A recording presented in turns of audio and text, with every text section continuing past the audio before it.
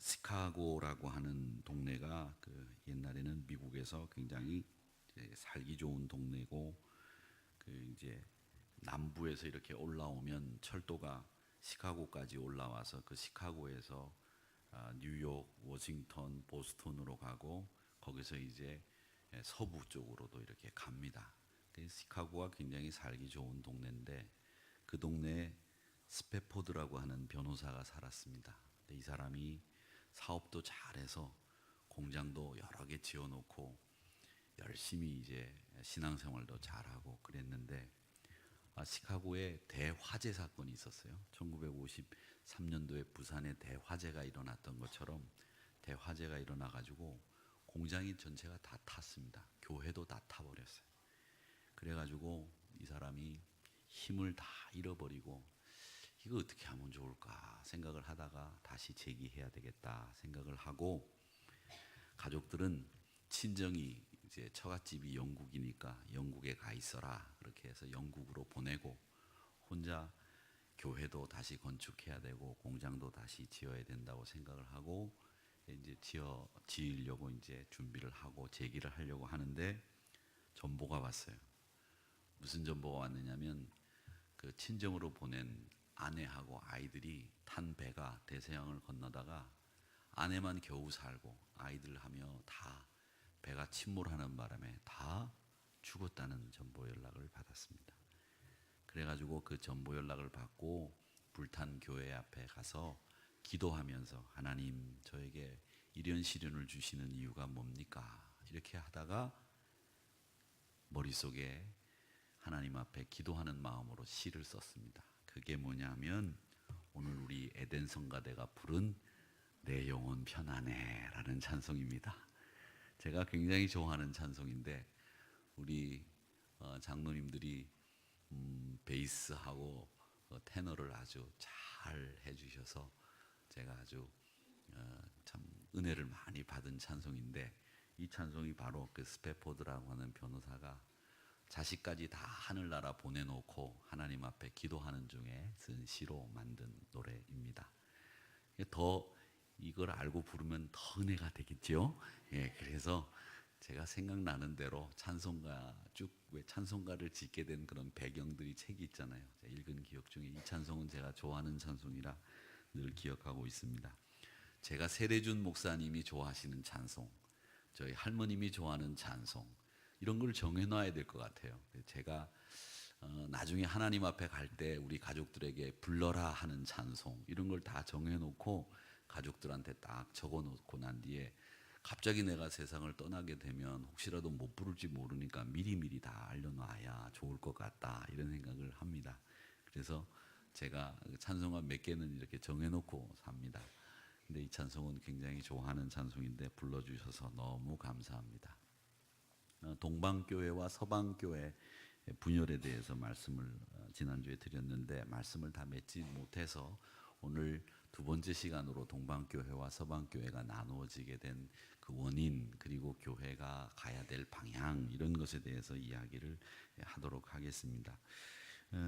동방교회가 뭐냐, 여러분들이 지난주에 말씀드릴 때 생소하실 것이다 이렇게 말씀을 드렸는데, 정교회라고 하는 곳이 동방교회다 이렇게 얘기했는데, 정교회는 정통이라고 하는 말에서 딴 말입니다. 그러니까 정통교회, 자기들이 정통교회라고 생각을 합니다. 그러니까 동방교회를 영어로는 오도독스 처치 그렇게 얘기를 합니다. 그래서 로만 카톨릭 이스턴 오도독스라고 하는데, 이 말을 요,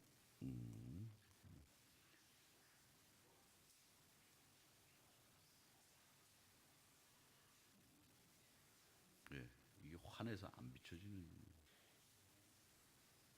되는데, 오도독스라고 하는 이 말이 정통이라고 하는 말이에요. 그래서 정교회라고 하는 말은 우리가 정통교회다, 이래서 정교회 이렇게 부릅니다. 근데 이 교회는 예배 순서가 책 한 권입니다. 우리처럼 그냥 찬송가만 있고 주보에 예배 순서가 있는 게 아니라, 예배 순서를 초대교회 당시의 예배를 그대로 답습을 하고 있습니다. 그래서 예배 신학을 공부하는 신학생들이 예배에 대해서 공부를 하려면 이 오더독스 처치, 정교회 예배를 배워야 된다. 이렇게 얘기할 정도로 굉장히 정교회 예배 순서가 복잡하고 깁니다. 또 여러분 그 정교회는 영적인 부분을 굉장히 강조합니다. 예배 형식이 굉장히 딱딱하고 긴데도 불구하고 영적인 부분을 강조해서 사막의 교부라고 하는 분들이 있고 영성에 관련된 이야기들을 제일 많이 하는 데가 이 이스턴 오더독스 동방 정교회다 이렇게 아시면 되겠습니다. 근데 이 동방 교회와 우리가 개혁해 나온 로만 카톨릭 교회가 1054년에 완전히 분리가 됐는데 그 분리가 된 이유 중에 하나는 뭐냐? 첫 번째가 언어가 달라서 분리가 됐다. 이렇게 말씀을 드렸습니다. 동방교회는 주로 그리스 말을 썼고 서방교회는 이태리 중부의 말인 라틴어를 썼다. 이렇게 말씀을 드렸습니다. 그래서 다음 그림 좀 보여주세요. 라틴어를 쓰는 빨간색 지역, 이게 서방교회가 됐고 동방교회는 그리스 말을 쓰는 교회들이 동방교회 정교회가 됐다. 이렇게 말씀을 드렸습니다. 그래서 이 라틴어는 그 마틴 루터가 종교 개혁을 하기 전까지 교회의 공식적인 언어였기 때문에 성경도 라틴어 성경으로만 보고 성경도 이 라틴어 성경을 평신도들은 종교 개혁을 하기 전까지 이 성경을 보면 안 되었습니다. 그러나 종교 개혁을 하면서 루터가 자국어로 성경을 번역하기 시작을 하면서 이 성경을 평신도들도 보게 된 거죠. 그래서 독일 분들은 제가 말씀드렸죠. 이 독일어를 독일어답게 만든 사람이 두 사람 있는데 한 사람이 괴테 그리고 한 사람이 루터. 이 두 사람이 독일어를 독일어되게 만들었다. 그렇게 이야기를 합니다. 자, 그렇게 자국어로 보게 된 종교개혁 이전에는 라틴어로 예배를 드렸고 라틴어 성경만 봤다는 거예요. 그 라틴어의 음조가 어떻게 되느냐면 라틴어를 읽을 때 이렇게 읽습니다. 예를 들자면 오늘 말씀을 이제 16절을 읽으면 우리는 이렇게 읽지 않습니까? 내가 아버지께 구하겠으니 그가 또 다른 보혜사를 너희에게 주사 영원토록 너희와 함께 있게 하리니 이렇게 읽는다면 라틴어는 어떻게 읽느냐면 이렇게 있습니다. 내가 아버지께 구하겠으니 그가 또 다른 보혜사를 너희에게 주사 영원토록 너희와 함께 있게 하리니 이렇게 읽는 거예요. 라틴어 음조가 그래요. 그러니까 이 성당에 가서 미사를 드리는 그 미사 드리는 신부들이 성경을 읽을 때 그렇게 읽지요. 그게 우리나라 음조대로 읽는 게 아니라 라틴어 음조대로 한국말을 읽기 때문에 그렇게 읽는 거예요. 아시겠죠? 그냥 그 사람들이 읽는 이유가 그래서 그렇다. 그러니까 그 한국말을 읽으면 한국말처럼 읽어야지 왜 라틴어처럼 읽겠어요? 그러니까 그거는 라틴어를 읽는 습속에서부터 그렇게 됐다 이렇게 이해를 하시면 되겠습니다. 그렇게 언어가 달라서 동방과 서방이 나눠졌다 그렇게 얘기를 말씀드렸고요. 또 정치적인 차이가 있는데 이 콘스탄티노플이라고 하는 곳으로 로만 카톨릭 교회 교황청이 이전을 하게 됩니다. 또 로마가 수도를 터키 콘스탄티노플로 옮겨가죠. 그러면서 정치적으로 동방교회는 교회 수장이 누가 되느냐면 황제가 되는 거예요. 수장이. 그러면 서방교회는 수장이 교황이라고 하는 사람을 뽑습니다. 수장이 누구냐? 그게 참 다른 거예요. 성공회는 종교 개신교입니다. 성공회는 개신교인데 성공회는 개신교인데 성공회 신부들은 결혼을 합니다. 근데 이 사람들은 성공회는 가톨릭 교회하고 예배 형식이 똑같습니다. 그 왜 그러냐면 그 사람들은 종교적인 이유로 영국 성공회가 개혁을 해 나온 게 아니라 헨리 8세라고 하는 왕이 이혼을 하려고 한 거예요. 이혼을 하는데 자기 부인이 누구냐면 스페인 공주예요. 근데 당시에 스페인이 가톨릭 교회에서는 교황과 가장 친하고 가장 위력 있는 왕이었거든요. 근데 그 왕의 딸과 결혼했는데 이 여자하고 이혼을 하려니까 어떻게 했겠어요? 교황으로부터 파문당한 거예요. 앤 볼린이라고 하는 여자와 결혼하려고 이혼을 하면서 이 사람이 파문당했어요. 왜? 친정, 그러니까 장인 어른이 스페인의 왕이니까 얼마나 이 처갓집 쪽의 득세가 힘이 세겠어요. 그러니까 우리 딸하고 이혼을 해 파문시켜. 그래서 교황이 파문시켜 버렸어요. 그래서 이 사람들이 개혁을 선언하고 자기들만의 종교를 만들었죠. 그러는 바람에 이 영국 성공회도 수장은 황제, 왕입니다. 그 왕이고요. 그래서 이 왕인 수장은 이혼을 하고는 결혼을 하지 않아야 됩니다. 그러니까 이 왕은 이혼한 경력의 사람이 될 수가 없어요. 왜? 영국 교회의 수장이 되어야 되기 때문에. 그래서 찰스 황태자는 엘리자베스 여왕이 돌아가셔도 왕이 될 수 없습니다. 그분이 다시 다이애나가 죽고 다른 여자하고 결혼을 했기 때문에 나이 많은 여자하고 다이애나가 왜 이렇게 있을 때도 이렇게 연애하고 그러다가 이렇게 해외 뉴스에 가십에 떴던 이유를 보면서 우리 예수 믿는 분들은 교회 역사를 알기 때문에 이 사람은 왕이 될 수 없겠구나, 이걸 다 알게 되는 거죠. 왕이 될 수 없습니다. 왕이 될 수가 없는데 왕을 어떻게 만들 거냐, 이런 궁리를 하겠죠. 자, 이런 정치적인 제도가 교회와 정치와 이 제도가 달라서 나눠지게 되는 것이 두 번째 원인이고요. 그 다음에 예전적인 차이가 있는데, 동방교회는 누룩이 없는 빵을 성찬식 때 사용을 해야 된다, 이렇게 주장을 했고, 서방교회는 누룩을 사용해서 만든 빵을 사용해도 좋다, 이렇게 이야기를 했습니다. 자, 그런데 이 성찬을 할 때 여러분들이 기억을 해야 될 것은, 우리는 성찬을 할 때 이 우리가 먹는 빵이, 어떤 빵이, 이 빵이 예수님의 몸이라고 생각하고 먹지요. 어떻습니까? 네, 몸이라고 생각을 하고 먹습니다. 몸이라고 생각하고 먹는 거지, 이게 빵이 예수님의 몸은 아니죠. 그건 빵입니다. 어떤 교회에서 저희 교회에서 성찬식을 하고 뭐 이렇게 하다 보면 지난번에 누구를 만났더니 그런 얘기를 하더라고요. 매일 이렇게 허연 이렇게 밀병으로 된 그걸 가지고 성찬을 하다가 카스테라로 성찬을 하니까 너무 맛있더라고. 요즘엔 카스테라로 성찬을 하는 교회가 별로 없대요. 근데 우리 교회는 카스테라로 성찬을 합니다. 카스테라도 아주 맛있는 카스테라로 성찬을 하는데, 근데 이 포도주를 먹고 나면 사실 설교를 해야 되는 저도 목이 탁 메여요. 탁 먹고 나면 그래서 이 성찬식을 하는 날은 쾌쾌거리시는 분이 꽤 많이 계십니다. 그날은 예배 시간에 그게 이제 물을 한 잔 더 드셔야 되는데 그럴 수가 없어서 그렇게 되는데, 여러분 아셔야 되는 것이, 누룩이 없던 누룩이 있던 간에 이 가톨릭 교회와 정교회에서는 사제가 떡과 포도주를 향해서 기도를 하면 이게 물리적으로 화학적으로 떡과 포도주가 예수님의 몸과 피로 바뀐다, 이렇게 주장을 합니다. 근데 사실은 바뀝니까? 안 바뀝니까? 안 바뀌죠. 그런데 이 동방교회, 서방교회에서는 누룩이 있던 누룩이 없던 사제가 카스테라를 그리고 포도주를 넣고 기도하면 포도주가 예수님의 피, 카스테라나 전병이 예수님의 몸으로 물리적으로 화학적으로 변한다, 이렇게 얘기를 합니다. 그걸 화채설 이렇게 얘기합니다.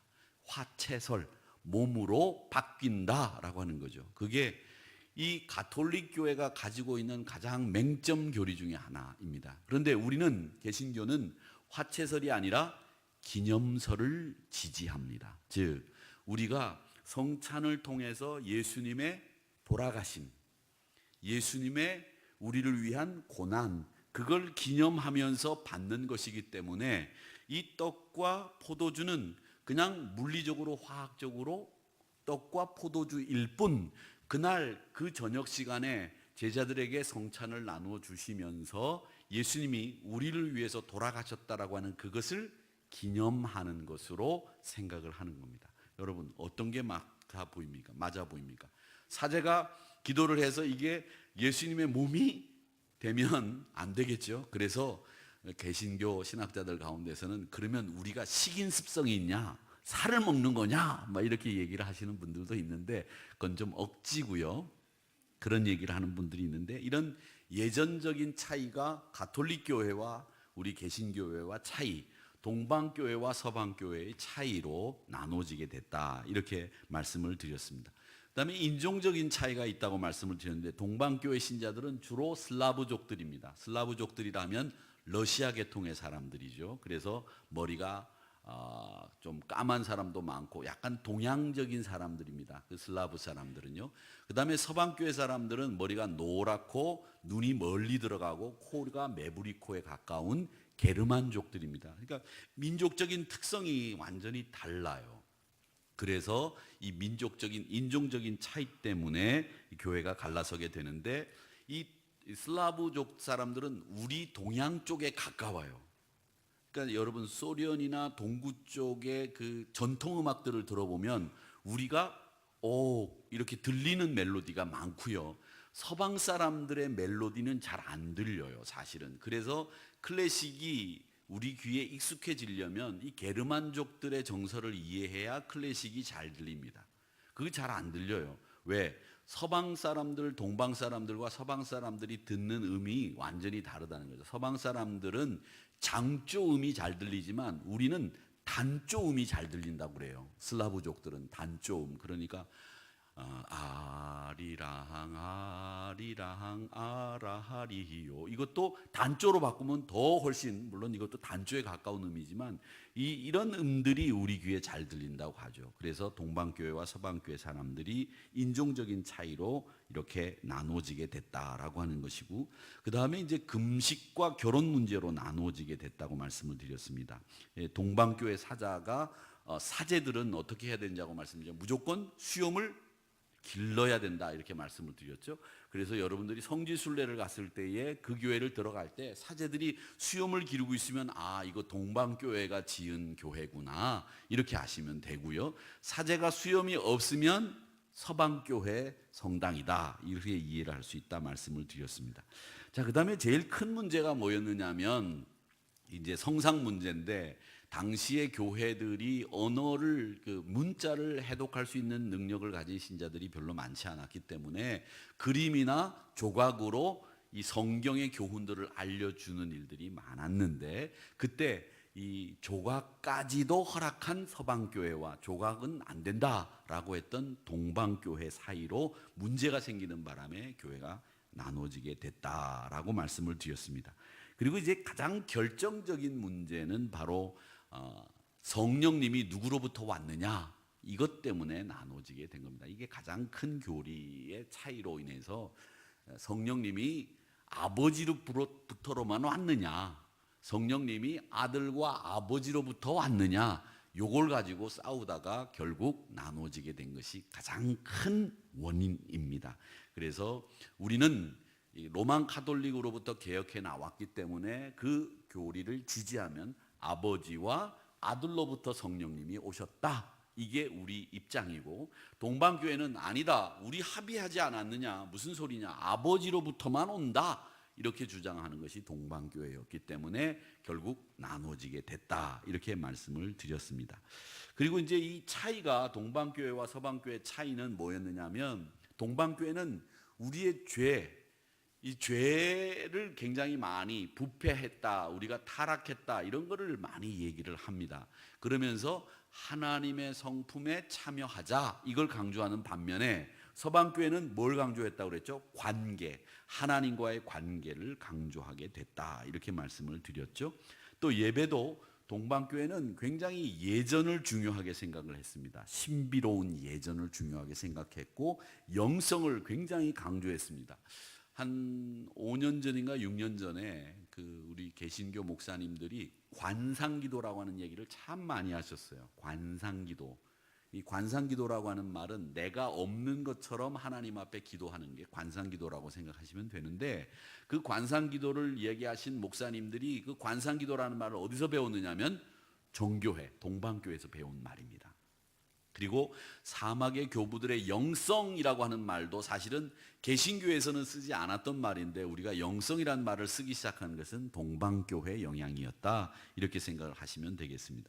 그 다음에 제가 성 소피아 성당의 예수님 사진을 하나 보여드렸는데, 이 사진에서 예수님의 사진 중에서 특징이 뭐냐 이렇게 제가 여쭈었죠. 그랬더니 여러분들이 대답을 하시기를 뭐다 얘기하셨는데, 맞춘 분은 없는 것으로 제가 기억하는데, 뭐가 다르다 그랬죠? 입이 작다 그랬습니다.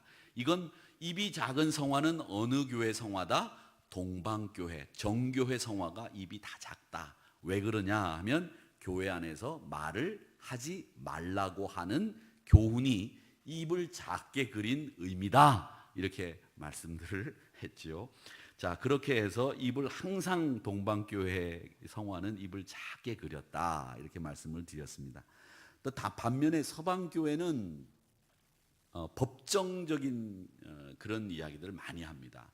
회개를 받으면 우리가 무죄가 된다, 죄가 있었다, 죄가 없었다, 이런 이야기를 많이 합니다. 그리고 서방교회는 논리적이고 학구적입니다. 학구적이고 논리적이지 않은 서방교회는 없습니다. 그래서 기독교 교리는 굉장히 체계적이고 논리적이고 하나도 빈틈없이 꽉 맞춰져 있습니다. 그렇게 하다 보니까 경론도 많이 벌이고 교리적으로 논쟁도 많이 벌였습니다. 그리고 그렇게 교리적으로 논쟁도 많이 벌였지만 서방교회의 그 특징은 뭐냐면 진취적이에요. 그러나 동방교회는 진취적이지 못하다, 이런 말씀을 드렸고요. 그 다음에 이게 나눠지게 된 데 결정적인 원인은 십자군 전쟁 때문이었다, 이렇게 말씀을 드렸는데, 십자군 전쟁 하러 나가는 사이에 마음에 안 드는 사람들을 손보고 다녔다는 거죠. 그러는 과정에서 주로 손봄을 당한 사람들이 정교회 신자들이었다는 거죠. 그러니까 옛날에는 왕들끼리 딸을 시집 보내고 아들을 또 장가 보내고 뭐 이런 일들이 왕들끼리 많이 했단 말이죠. 그렇죠? 옛날에도 우리 어르신들이 그 아들들 딸들 놓으면, 요즘에는 이제 그런 일들이 별로 없는데, 옛날에도 어르신들이 이렇게 우리 아들이 있고 너 딸이 있으니까 우리 사돈 맺자. 애들은 나 크기 전에 먼저 이렇게 서로 이렇게 암묵적인 합의를 하시는 경우들이 있죠. 저도 그런 분이 있었습니다. 저희 아버님 친구분에게 저랑 동갑인 여자가 있었는데, 그 여자 아이하고 저하고 결혼을 시키자고 아버님 둘이서 이렇게 상의를 하셨다고 그래요. 그래서 우리 크면 창룡이하고 네 딸하고 결혼시킨다, 이렇게 해가지고 저는 이미 태어나고 난 뒤에 1살 때부터 정혼자가 있었던 몸이었습니다. 그랬는데 정혼자가 있었는데 이 여자아이가 죽었어요. 6살 때 죽었다고 합니다. 그래서 저는 죽은지 모르죠. 뭐 6살 때니까 죽은지 몰랐는데, 아니 어릴 때 이렇게 아버님들 모임에 이렇게 나가보면 유독 어떤 분이 저만 붙잡고 계속 우시는 분이 있어서 이 양반은 왜 나만 보면 울어, 이렇게 생각을 했었어요. 그 아버님 친구 부인 되시는 분도 저만 보면 그냥 막 이렇게, 그래서 저는 그분들 보는 거가 참 이렇게 부담이 됐어요. 왜 저만 보면 저렇게 우는지 그때까지는 몰랐죠. 그런데 나중에 학교 들어가고 난 뒤에 그분들이 너를 붙잡고 우는 이유가 있다, 죽은 딸이 생각이 나서 그러니 네가 이해해라. 뭐 그래도 뭐 제가 그 나이에 이해할 수 있는 나이는 아니었지만, 그렇게 정혼을 하는 경우들이 옛날 어른들은 많았어요. 다행이죠. 그분이 그분이라고 해야 되나요? 어떻게 해야 되나요? 아이 때 죽었으니까 그분이라고 해야 돼. 어쨌든 죽었으니까 망정이지, 안 그랬으면 제가 어떻게 됐겠습니까? 그 사람하고 결혼을 하게 되면 지금 저는 어떻게 됐을까 하는 그런 생각이 됩니다. 어쨌든 그런 일들이 있었는데 왕들끼리 그렇게 결혼을 시키는 거예요. 근데 결혼을 시켰는데 우리 여동생이 어디로 시집을 갔는데 여동생을 그 왕이 되고 난 뒤에 홀대를 하고 뭐 그래? 십자군 전쟁을 하러 가다가 우리 여동생네 집에 가가지고 한번 들러볼까? 갔다가 여동생이 홀대받고 어디 성에 갇혀있고 그러면 그 힘센 그 여동생의 오라버니가 가다가 그냥 가겠어요? 가가지고 손을 한번 싹 봐주고 갔단 말이죠. 그래서 여동생의 지위를 회복시켜주고 가곤 했단 말이에요. 이런 것들 때문에 십자군 전쟁이 변색이 되기 시작을 하면서 원래 취지와는 다른 전쟁이 되고 말았어요. 이런 데에서 주로 당하던 사람들이 동방교회 지역이었어요. 그래서 이 동방교회와 서방교회가 결국은 그래 너희들 나 두들겨 팼지, 내가 두고 보자, 니네들하고 같이 사나 보자, 우리는 갈라선다, 나눠지게 되는 원인이 되고 말았다라고 하는 겁니다.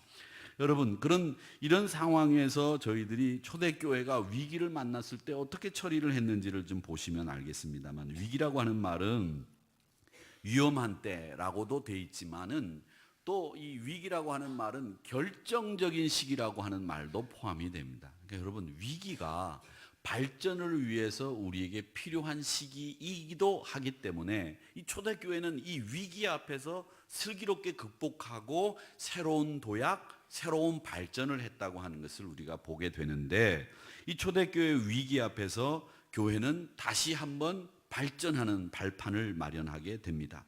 제일 먼저 외적인 박해가 있었지 않습니까? 그런 외적인 박해가 되었을 때 그들이 그 박해 앞에서 순수신앙, 그리고 하나님과 예수님을 올곧게 믿어야 된다고 하는 정통신앙으로 똘똘 뭉치는 계기가 됐습니다. 그러니까 이 외적인 박해가 있음으로 해서 우리의 순수한 신앙을 만들어가기 위한 노력이 초대교회에 있었기 때문에 이 박해가 결국 교회를 더 건강하게 만드는 계기가 되었다라는 겁니다.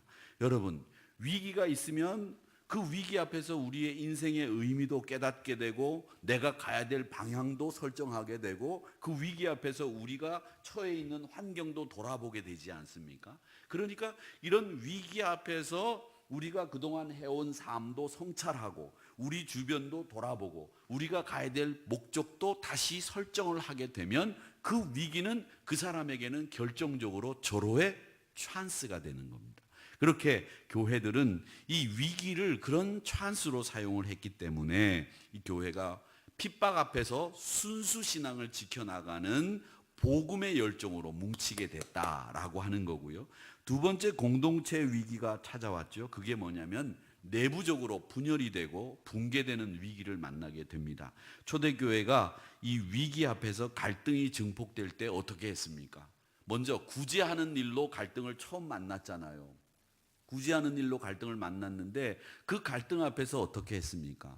그 사람들이 지혜롭게 했는데, 자, 헬라파 유대인, 히브리파 유대인들이 있는데 그 가운데 헬라에서 온, 이 헬라라고 하는 건 그리스 지역에 있던 혼자 사는 여자분들이 있고 유대 지역에 사는 혼자 사는 여자들이 있다라고 하는 겁니다. 자, 그런데 예루살렘 교회 안에 유대 지역에 혼자 사는 여자분들은 여기에 관련이 있는 친척들이 많겠습니까? 적겠습니까? 많았어요. 그러나 이방 지역에서 예수를 믿기 위해서 오신 분들 가운데 남편을 잃은 이 헬라파 혼자 되신 여자분들은 가족들이 없는 거예요. 그러다 보니까 교회가 어려운 사람들을, 그 혼자 되신 분들을 돕는데 아무래도 목사님 저분이 참 어렵습니다 한마디 더 들으면 그쪽의 마음이 더 쏠리게 되는 거죠.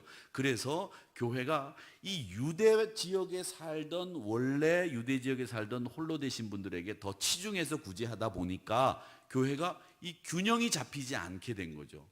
편차가 생기게 된 거죠. 그때 성령과 지혜가 충만한 7분의 집사라고 요즘 불리우는 그분들을 세움으로 해서 대표적인 빌립이라고 하는 집사를 세움으로 그 위기를 극복함으로 교회가 체계를 잡게 되고 교회의 사역의 분담과 위임이 생기게 되는 거죠. 그래서 사제들은, 목사들은 설교하는 일로 섬겨라, 집사들은 섬기는 일로 섬겨라, 장로님들은 치리하는 일로 섬겨라, 이렇게 일을 나누게 되는 분권의 직제들이 생기게 되는 초기 위기 앞에서 교회들을 강건하게 만드는 이런 일들이 생겨나가게 됐다라고 하는 것을 아시면 되겠습니다. 그러니까 여러분, 이런 위기 앞에 아름답게 뿌리를 내리는 교회들이 건강한 교회가 된다라고 하는 것을 아시면 되겠습니다.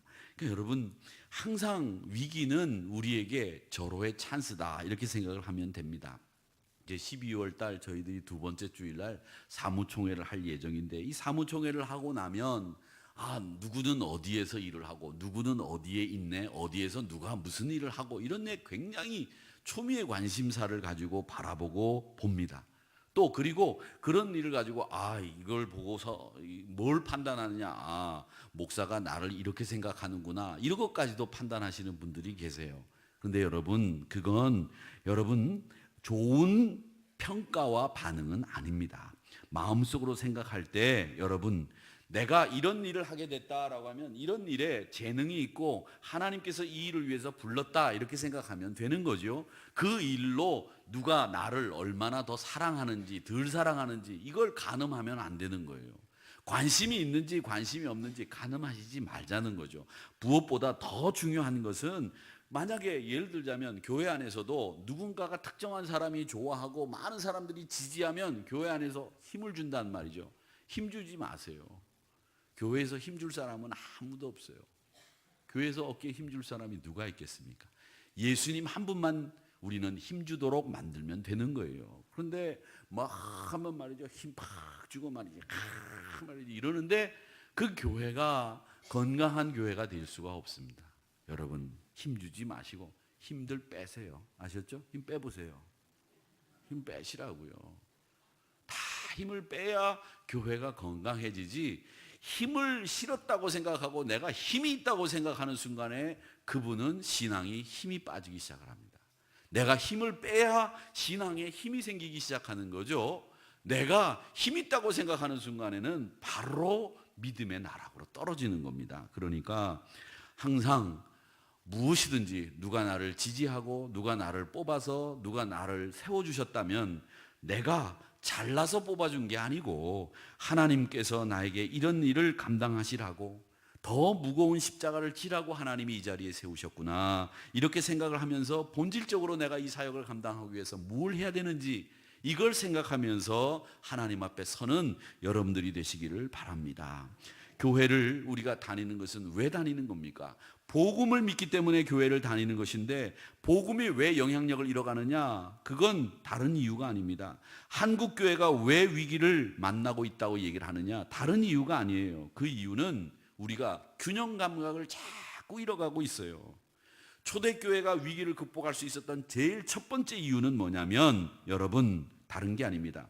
교회됨을 찾기 위해서 애를 썼다는 거예요. 교회됨.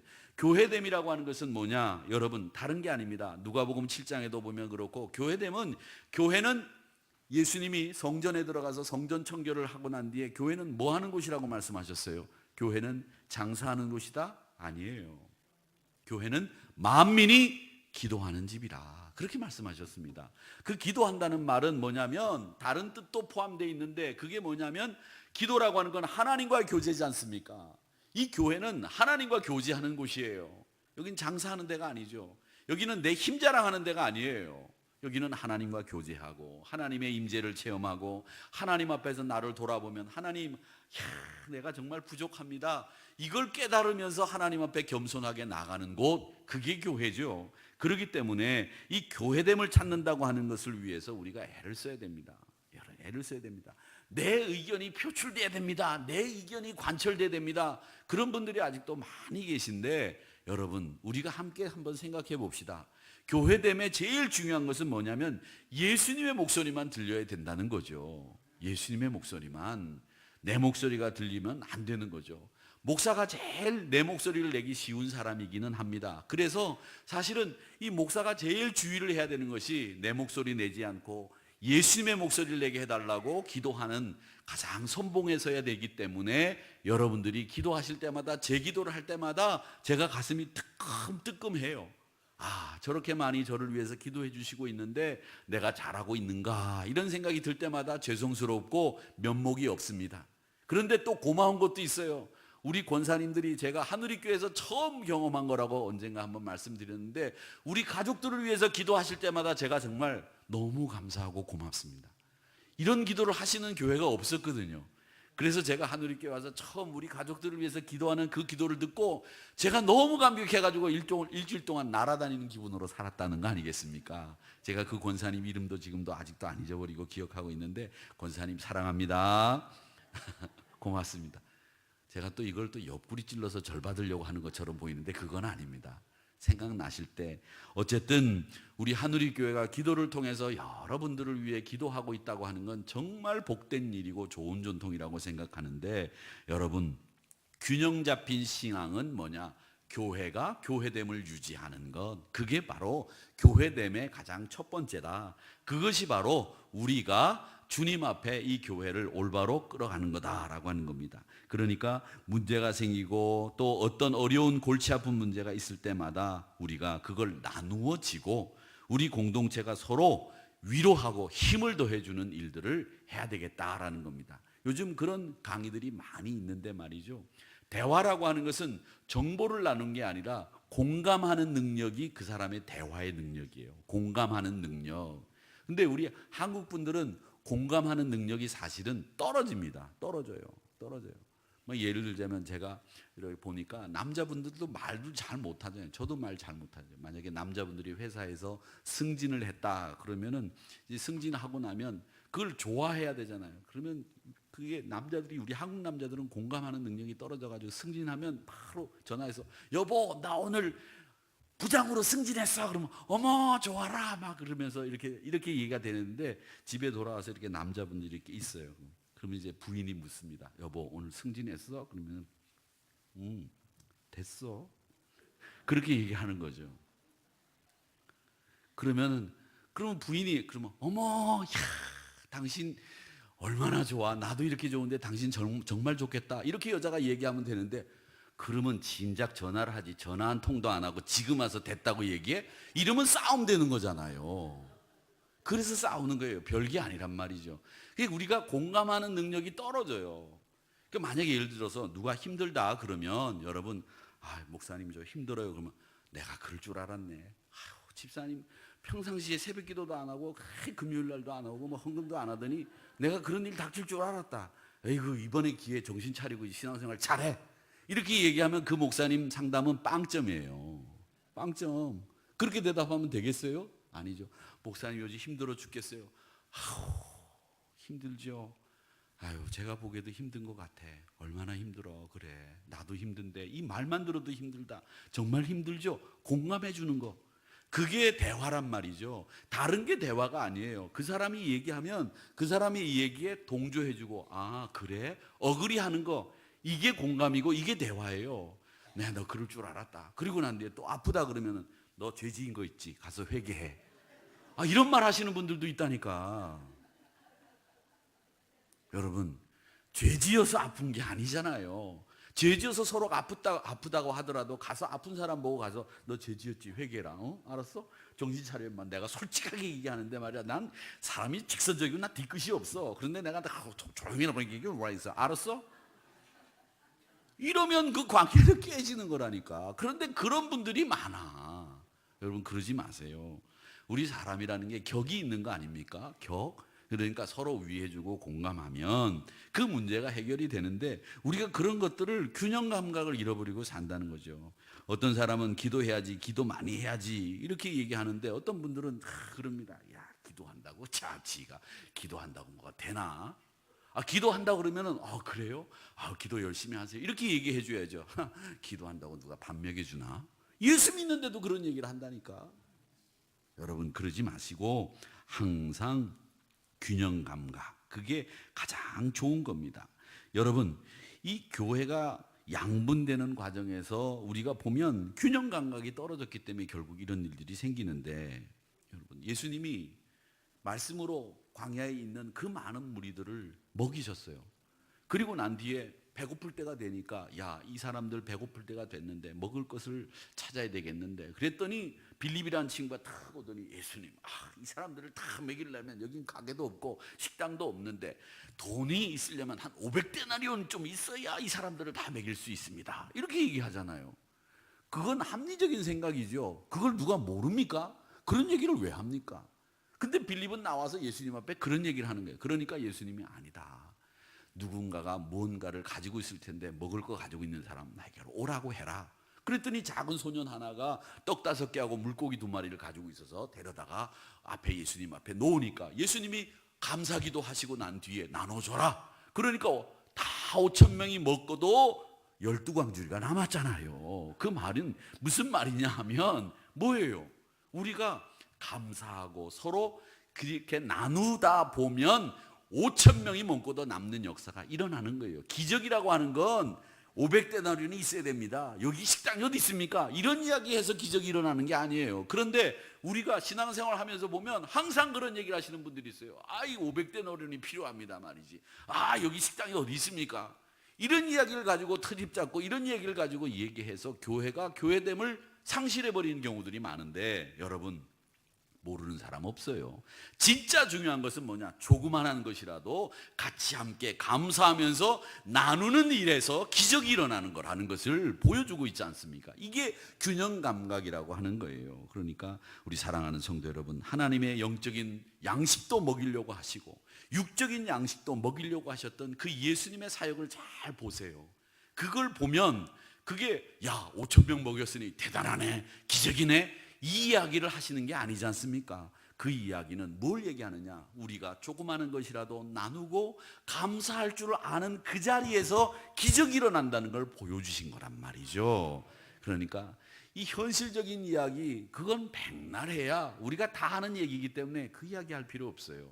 정말 중요한 이런 구원의 역사, 복음의 역사는 바로 함께 나누는 자리, 감사하는 자리, 그 자리에서 기적이 일어난다는 것을 아시고, 이 동방교회와 서방교회가 그런 균형 감각들을 놓친 채로 자꾸 시간이 지나가다가 결국 인종적인 차이, 정치적인 차이, 그 다음 교리적인 차이로 나눠지고 말았다는 거예요. 분열의 역사를 경험하고 말았다는 거죠. 그러니까 우리 교회는 교회됨을 추구하는 하누리 교회, 부디 그런 교회가 되기를 위해서 애쓰시는 저와 여러분이 되시기를 주님의 이름으로 축원합니다. 아버지 하나님 감사합니다. 오늘도 저희들에게 교회가 교회됨을 위하여